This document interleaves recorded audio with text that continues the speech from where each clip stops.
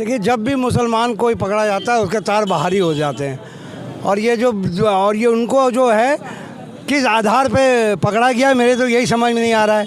जब हिंदू बोलता है गोली मारो सालों को, तो उनको छूट दे दी जाती है। हमने रामभद्राचार्य की कथा सुनी है, जहाँ पर यह कहा गया कि मठ का मठाधीश जो होता है वो कुत्ता का जन्म पाता है। ऐसे हमारा धर्माचार्य हिंदू के भी बोलते हैं, तो इसका मतलब धर्म गाली तो नहीं हो गया। पहली बात तो गिरफ्तारी नहीं करना चाहिए था ऐसी बात पे। कौन सी इतनी बड़ी बात थी? कुत्ती को भी फंसाया जा रहा है और इसमें ये भी हो रहा है ना कि अभी ये गाज किसी और पे भी गिर सकती है। कुत्ता तो भैरव जी की सवारी है, और भैरव जी का दर्शन किए बगैर माँ दुर्गा का कार्य ही नहीं पूरा हो सकता है।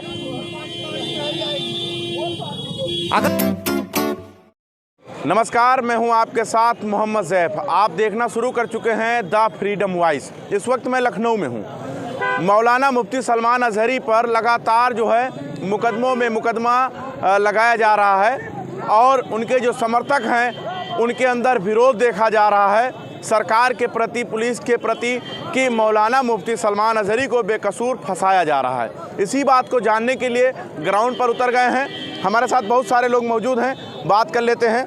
मौलाना मुफ्ती सलमान अजहरी पर जो मुकदमा कायम हुआ है, 4 मुकदमा लिखे गए हैं, प्लस उनके तार जो है पाकिस्तान से जोड़े जा रहे हैं। इसको आप कैसे देख रहे हैं? देखिए, जब भी मुसलमान कोई पकड़ा जाता है उसके तार बाहरी हो जाते हैं। और ये उनको जो है किस आधार पे पकड़ा गया, मेरे तो यही समझ में नहीं आ रहा है। जब हिंदू बोलता है गोली मारो सालों को, तो उनको छूट दे दी जाती है। उनके वजह से भी लड़ाई क्रिएट हो सकता है। आप एक मुसलमान को टारगेट करके आपका ज़िंदगी नहीं चल पाएगा। आप काम तो करते नहीं हो, आप सिर्फ देखते हो हिंदू मुसलमान कर दिया जाए। कहीं से भी कोई मुसलमान पर बात आए, कोई मौलाना आ जाए, आप मस्जिद तोड़ दोगे, आपके लोग गाय फेंक देंगे, हिंदू होने के बावजूद आप पकड़े जाएंगे, तो उन पर कुछ कार्रवाई नहीं होती है।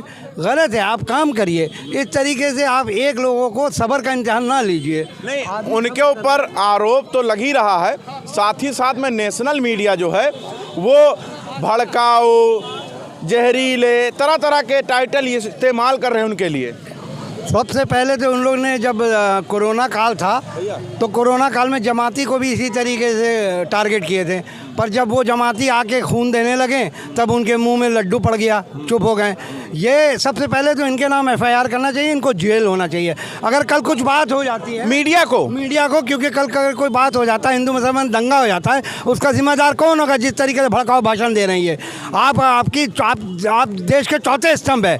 आपका काम देश की गरीबी, बेकारी, महंगाई को बताना है, ना कि आप एक मुसलमान को टारगेट करके उनके पीछे पड़ जाना है या इस तरीके से बात करना है। भाषण सुना है उनका? भाषण सुना है? कुछ ऐसा लगा कि विवादित है? कोई विवादित भाषण नहीं था, ना होगा, ना ऐसा वो देते हैं। मुसलमान वैसे पहले से दबे हुए हैं, कुचले हुए हैं। वो कभी एक बात कहने में तो 1000 बार सोचते हैं। मौलाना मुफ्ती सलमान अजहरी के ऊपर मुकदमा लिखा गया और उसके बाद उनको जो है हिरासत में लिया गया है, लेकिन उनके जो समर्थक हैं वो बता रहे हैं बेकसूर फंसाया जा रहा है। इसको आप कैसे देख रहे हैं? देखिए, शासन प्रशासन को बहुत जांच परख कर जो है मुकदमा लिखना चाहिए। ऐसे नहीं कोई व्यक्ति के आवाज़ उठाने पे पाबंदी लगा दी जाए, यानी अभिव्यक्ति की आज़ादी पे पाबंदी लगा दी जाए, तो ये एक तरह के लोकतंत्र की हत्या है। व्यक्ति क्या कहता है, जैसे मैंने तो बहुत लोगों को अपने साथियों में इस तरह के आम भाषा में बातचीत करने, वो भी तो करते देखा है, लेकिन वो तो शायद किसी शायर की लिखी हुई शायरी पढ़े हैं, तो उनके ऊपर इस तरह का जो है मुकदमा नहीं लगाना चाहिए था। वो पहले तो उनका कोई भी भाषण विवादित नज़र नहीं आया, चुनाव से पहले ही उनका भाषण विवादित क्यों नज़र आने लगा? अबे सरकार जो है हिंदू मुसलमान करा के चुनाव कराना चाहती है, जीतना चाहती है, ये उसकी भावना है, लेकिन ऐसा नहीं होना चाहिए।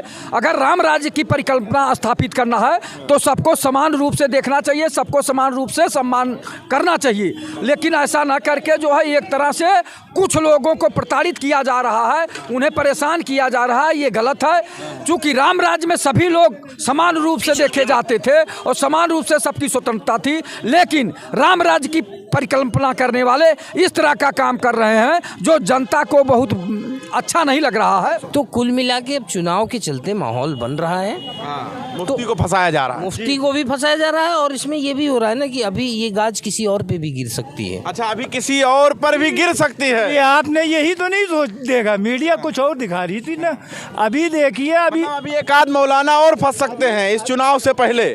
अगर बोलना है किसी भारतीय जनता पार्टी या किसी धर्माचार्य को और पॉलिटिकली बोलना है तो असदुद्दीन ओवैसी और अकबरुद्दीन ओवैसी के खिलाफ बोल के देख लें। है किसी की औकात? पूरे भारत की बात मैं कर रहा हूँ। जो भारतीय जनता पार्टी या शिंदे की सरकार या वहाँ शिवसेना की सरकार या वो क्यों नहीं बोल पाएंगे? मैं तो कह रहा हूँ बोल करके देख लें, औकात है तो दूसरे दिन वो लोग बिछ जाएंगे बिस्तर पर, हॉस्पिटलाइज हो जाएंगे लोग। ऐसा क्या कर हो जाएगा कि मतलब हॉस्पिटलाइज हो जाएंगे? तो करके देख लें एक बार। पॉलिटिकल लोगों के खिलाफ भी क्यों नहीं बोलते, ये धर्माचार्यों के खिलाफ क्यों बोलते हैं? अगर वो धार्मिक तकरीर अपने यहाँ कर रहे थे तो वहाँ बैठे लोगों को एतराज़ करने की आवश्यकता थी, पॉलिटिकल लोगों को आवश्यकता नहीं थी, क्योंकि पॉलिटिकल तकरीर नहीं हो रही थी। मुझको लगता है धार्मिक तकरीर वो कर रहे थे और उसमें उदाहरण दिए, जैसे हमारे यहाँ कथा भी होती है तमाम जगहों पर रामचरितमानस की कथाओं में राजेश्वरानंद जी की हमने कथा सुनी है, हमने रामभद्राचार्य की कथा सुनी है, जहाँ पर यह कहा गया कि मठ का मठाधीश जो होता है वो कुत्ता का जन्म पाता है। ऐसे हमारा धर्माचार्य हिंदू के भी बोलते हैं। तो इसका मतलब धर्म गाली तो नहीं हो गया? कुत्ता सबके घर में पाला जाता है, अपने बच्चे का पालन पोषण करने के लिए मैड रखी जाती है और कुत्ते के बच्चे को पालने के लिए लोग उसकी टट्टी स्वयं साफ करते हैं। तो कुत्ता होना छोटी बात तो नहीं है। कुत्ता तो भैरव जी की सवारी है और भैरव जी का दर्शन किए बगैर माँ दुर्गा का कार्य ही नहीं पूरा हो सकता है।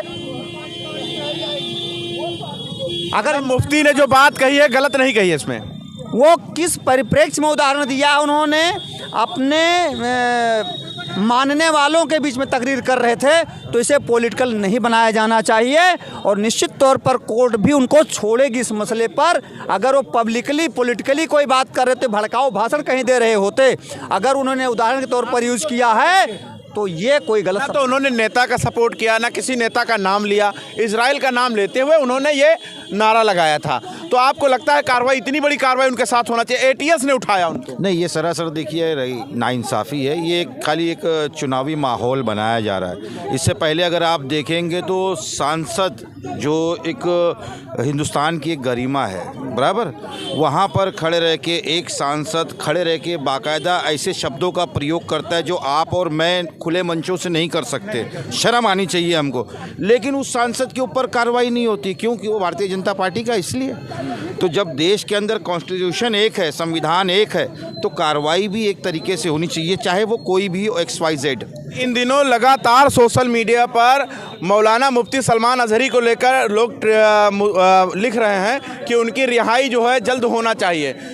अगर उन्हें फंसाया जा रहा है तो ऐसा नहीं होना चाहिए। देश में कानून सबके लिए बराबर होना चाहिए। आप इसको कैसे देख रहे हैं? बिल्कुल जाहिर सी बात है। पहली बात तो गिरफ्तारी नहीं करना चाहिए था। ऐसी बात पे कौन सी इतनी बड़ी बात थी? आप लोगों के जो सांसद हैं, मंत्री हैं, मुख्यमंत्री हैं, वो किस तरीके की बयानबाजी करते हैं, किस तरीके के आपने भ्रष्टाचारी, बलात्कारी, दुराचारी आपने अपनी सरकार में है, आपने क्या कभी उस पर एक्शन लिया? उन्होंने तो ये कहा कि हम जब सत्ता में हम आएंगे तो आज आपका वक्त है, कल हमारा वक्त होगा। कुत्ता एक ऐसा वर्ड नहीं है कि जिसको आप आतंकवादी तूल दिया जा रहा है ना। कुत्ता शब्द जो है तूल दिया जा रहा है कि कुत्ता क्यों बोल दिए? तो आपने हमें कटवा बोला था, खालिस्तानी बोला था, पाकिस्तानी बोला था दानिश को, तो क्या उस पर कार्रवाई हुई? या टी राजा कौन है? और जो ये हैदराबाद के हैं टी राजा, बीजेपी के बड़े नेता हैं, वो है, अरे एक सैकड़ों हैं। इनकी तो टीम में ही पूरे भरे पड़े, एक से एक दुराचारी, एक से एक भ्रष्टाचारी, एक से एक बलात्कारी। इनकी पार्टी में कहीं एक भी एक्शन हुआ है? आपने राहुल गांधी पे मोदी के नाम से एक्शन ले लिया, अब की मुफ्ती साहब पे ले लिया, ऐसे न जाने जितने कांग्रेसी हैं। अब आपने तीन बड़े नेताओं को बंद कर दिया, केजरीवाल के हैं, उसको भी ताक लगाए बैठे हैं। जब आप दे रहा है वो शिरोन, जो वो कौन है, जो बिहार का बगल में कौन है, जो झारखंड वाले, उनके मुख्यमंत्री ने जवाब दे दिया ना इनको, ठीक से तबीयत से दिया। वो मुकाबला कर रहे हैं, केजरीवाल मुकाबला कर रहे हैं। तो मुझे ये लगता है कि जब वो दिल्ली में बैठे 3 मंत्रियों को आप बंद किए हुए हो, उन पर जब कोई बात आई है, कोई भी सबूत नहीं अभी आपके पास, और वो 6 महीने 8 महीने 2 साल से वहाँ जेल में सड़ रहे, क्यों? तो आप अपने ऊपर एक चीज़ लागू नहीं करोगे, मगर दूसरे लोगों। आपको लगता है चुनावी एजेंडा के तहत मौलाना को फंसाया जा रहा है? नहीं, चुनावी माहौल बनाने के, चुनावी एजेंडा एक अलग चीज़ होगी। चुनावी माहौल हम इस तरीके से सीधे से समझिए, इसको माहौल बनाया जा रहा है कि हम किस तरीके से मुसलमानों पर दबाव बना सकते हैं, हम किस तरीके से ऐसा कर सकते हैं, हम हैं तो कर सकते हैं, कोई और सत्ता आई तो शायद ना कर पाए। मुसलमानों को जा रहा है हिंदुओं को कि हिंदू खतरे में, कितना शर्मनाक है यह प्रधानमंत्री का बयान। 80% हम हिंदू, 14% मुसलमानों से डर जाएंगे।